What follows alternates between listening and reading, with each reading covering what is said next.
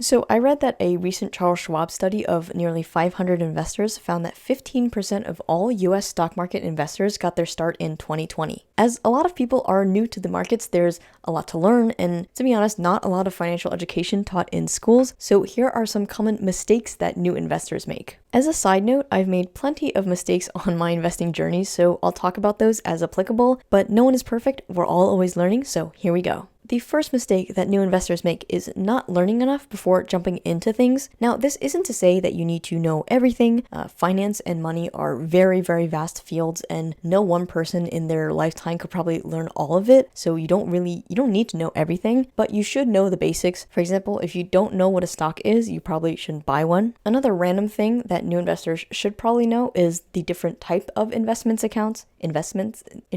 accounts. For example, retirement accounts such as 401ks or Roth IRAs, and on the other hand, there are taxable brokerage accounts, and it might be a better idea to open a retirement account because those are tax advantage before you open a standard taxable one. That's not financial advice. The second mistake that new investors make is seeing the market as a sort of get-rich-quick journey. And on a side note, does anybody remember the Get Rich Quick Club by Dan Gutman? I must have read that book many times when I was in elementary school, and I always think of that when I hear get rich quick. So one way this manifests is not being patient for your long-term investments or like turning over your portfolio too quickly. Now, I do have a personal example for this one. At the beginning-ish of 2020, I bought Disney and Moderna because I like the companies and I really like them long-term as long-term investments, but I sold out of them way too soon because I didn't get like instant results. And now Moderna is up like 10 times what it was when I bought it. So slightly missed opportunity there, but it's always a learning experience. Another form of the get-rich-quick mentality is trying to time the market. This is different from trading. So if you are trading, that should be a completely different thing from investing. But if you're investing, don't try to time the market. Just buy in, continue buying in, and pick your favorite companies or just pick an index fund and sit back and wait 40 years, to be honest. The third mistake that I think new investors make is that they choose investments based off of what other people say, or just like otherwise choosing investments for the wrong reason. I'm not going to define wrong reason because there are probably a lot of examples you can come up with. This kind of coincides with the fact that if you're not doing enough research about companies, you're more likely to buy a company because someone else said to, not because you want to. And that's a very important distinction in my book. Nowadays, with social media, YouTube, all the other social media platforms that I can't be bothered to name right now, there are tons of channels, articles, videos, and recommendations of saying, buy this stock, it's going to go up, buy this stock, it's going to go up, sell this stock because it's going to go down, so on and so forth. For me, I don't buy things based off of what other people say, but sometimes I use them to get investing ideas. So a few times people have talked about companies that I just have not heard of before, and then I'm like, oh, let's go look up X company, and then when I look it up, I look at what they do, I look at their financials, and I'm like, oh, hey, I kind of like this company, I'm going to buy it. But that's different from saying, hey, this really popular person said,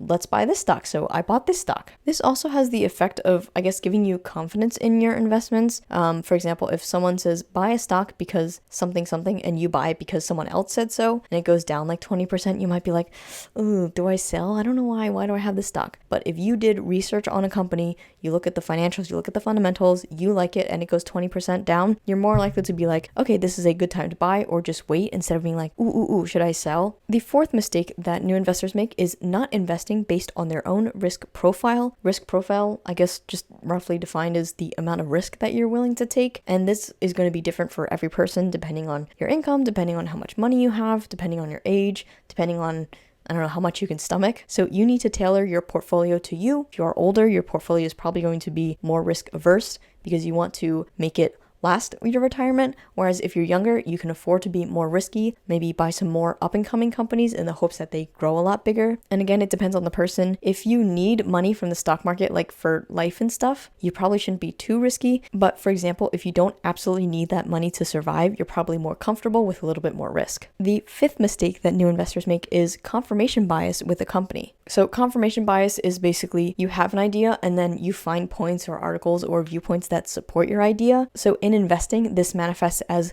let's say you pick an investment and you find all these articles about why it's good and blah, blah, blah. And then if someone says, hey, I read this article that was like, there's this bad thing about it. But then you basically say, no, it's really good. Don't worry about that. I guess that's an example of confirmation bias. This is to say you should be able to take criticisms for your investments and don't do too much research about a company. For the criticisms part, I always keep this in mind because even if I pick something and I really, really like it, I always have to be open that something about the company could change. something about the investment could change. I may want to sell it because that thing has fundamentally changed and the reason why I invested is no longer there. I have to be able to say, okay, the reason I invested is not here anymore, so I can sell it. The sixth, that's always a weird word to say, mistake that new investors make is not diversifying. There is no right number of stocks to own, but 1 to 3 stocks is probably not enough, a little bit too concentrated, and some people say that a reasonable number of stocks to own in a portfolio is 20 to 30. If you have 3 companies, your risk is really, really concentrated. If one of those companies fails,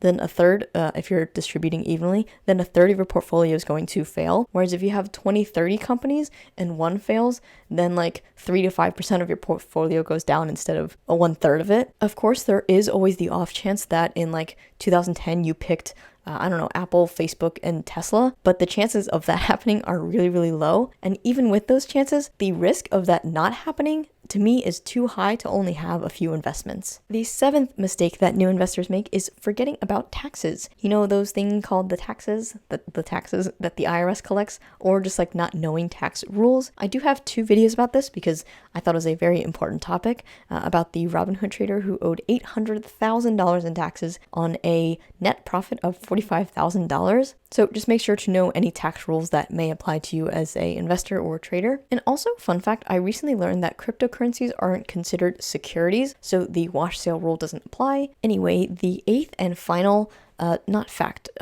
mistake that I came up with for new investors in this video is jumping on the hottest craze, or like giving into FOMO, or fear of missing out, during times of market euphoria. There are plenty of examples of this. There are crypto, there are meme stocks, there are things that go up hundreds of thousands of percent overnight and then just, come crashing down or whatever. Another recent example I can think of is when Coinbase IPO'd, it went from like 380 to like 400 something dollars on the first day, and now it's around $250 or $260. It is kind of hard to say and I guess internalize if you haven't invested before, but it's really important to keep your emotions in check when you're investing and not say, I have to get on this bandwagon before like it goes to the moon or whatever. And one way that people do this is they just buy index funds, they regularly deposit into them and they don't check it. Maybe they like check it once a month just to make sure money has gone in, but not stressing about it is one way to control your emotions. And someone somewhere said, time in the market beats timing the market. So don't FOMO into things. Do you guys think I missed any common investing mistakes? I'm sure there are plenty more out there, but this is what I could come up with for a reasonably length YouTube video. I hope you guys learned something new, and I'll see you guys soon.